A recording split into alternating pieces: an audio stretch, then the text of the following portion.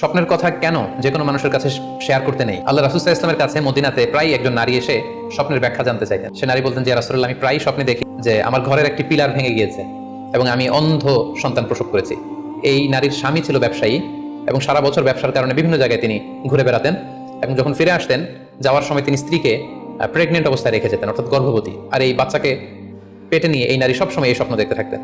তো রাসূল সাল্লাল্লাহু আলাইহি ওয়াসাল্লাম স্বপ্নের ব্যাখ্যা বললেন, তুমি চিন্তা করো না, তোমার স্বামী সহি সালামতে ফিরে আসবে এবং তুমি সুন্দর সন্তান প্রসব করবে।